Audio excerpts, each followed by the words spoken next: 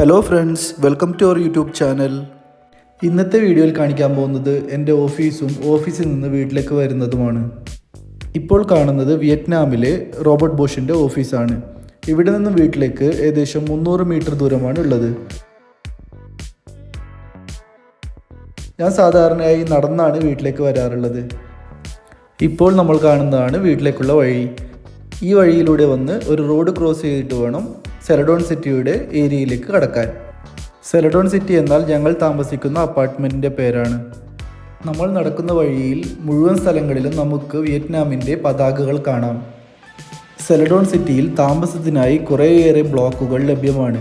അതിലൊരു ബ്ലോക്കിലാണ് ഞങ്ങൾ താമസിക്കുന്നത്. ഞങ്ങൾ താമസിക്കുന്ന ബ്ലോക്കിൻ്റെ പേര് ബ്രില്യൻസ് അപ്പാർട്ട്മെൻറ്റ് എന്നാണ്. അതുപോലെ അൽനാദ അപ്പാർട്ട്മെൻറ്റ്, റൂബി അപ്പാർട്ട്മെൻറ്റ്, അങ്ങനെ കുറേ അപ്പാർട്ട്മെൻറ്റുകൾ നമുക്കിവിടെ കാണാം. അങ്ങനെ ഞങ്ങൾ റോഡ് ക്രോസ് ചെയ്ത് സെലഡോൺ സിറ്റിയുടെ ഏരിയയിലേക്ക് എത്തിയിരിക്കുന്നു. ഇവിടെ നിന്നും ഒരു 100 മീറ്റർ മാത്രമാണ് അപ്പാർട്ട്മെൻറ്റിലേക്കുള്ള ദൂരം. ഇവിടെ നമുക്ക് വിയറ്റ്നാമിലുള്ള ജനങ്ങൾ എക്സസൈസ് ചെയ്യുന്നതും കുട്ടികൾ സൈക്കിൾ ചവിട്ടുന്നതുമൊക്കെ കാണാൻ പറ്റുന്നുണ്ട്. നടന്നു പോകുന്നതിൻ്റെ ഇരുവശങ്ങളിലും നല്ല പച്ചപ്പും കുറേയേറെ മരങ്ങളും തിങ്ങി നിൽക്കുന്നതും നമുക്ക് കാണാവുന്നതാണ്. ഇവിടെ നിന്നും ഈ കാണുന്ന റോഡ് ക്രോസ് ചെയ്താൽ ഞങ്ങൾ താമസിക്കുന്ന ബ്രില്യൻസ് അപ്പാർട്ട്മെൻറ്റിലേക്ക് എത്താവുന്നതാണ്. ഇവിടെ നിന്നും കഷ്ടിച്ച് 50 മീറ്റർ മാത്രമാണ് അപ്പാർട്ട്മെൻറ്റിലേക്കുള്ള ദൂരം.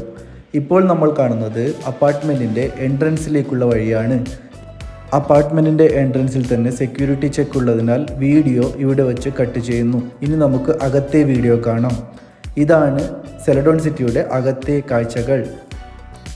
ഇതാണ് സെലഡോൺ സിറ്റിയുടെ റിസപ്ഷനിലേക്കുള്ള വഴി.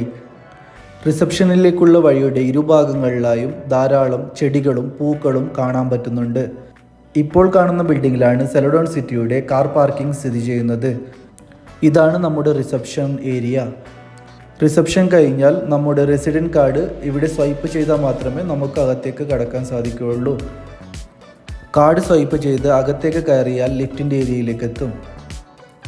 ലിഫ്റ്റിലേക്ക് കയറിയാലും നമ്മുടെ റെസിഡൻറ്റ് കാർഡ് സ്വൈപ്പ് ചെയ്താൽ മാത്രമേ നമ്മുടെ അപ്പാർട്ട്മെൻറ്റ് സ്ഥിതി ചെയ്യുന്ന ഫ്ലോറിലേക്ക് നമുക്ക് പോകാൻ സാധിക്കുകയുള്ളൂ. അങ്ങനെ ഞാൻ ഞങ്ങളുടെ അപ്പാർട്ട്മെൻറ്റ് സ്ഥിതി ചെയ്യുന്ന 2nd ഫ്ലോറിലേക്ക് എത്തിയിരിക്കുന്നു. ഇവിടെ കാണുന്നതാണ് ഞങ്ങളുടെ അപ്പാർട്ട്മെൻറ്റ്. അങ്ങനെ അപ്പാർട്ട്മെൻറ്റിൻ്റെ അകത്തെ വീഡിയോ ഇനിയൊരു വീഡിയോയിൽ കാണാം. Thanks for watching our YouTube channel.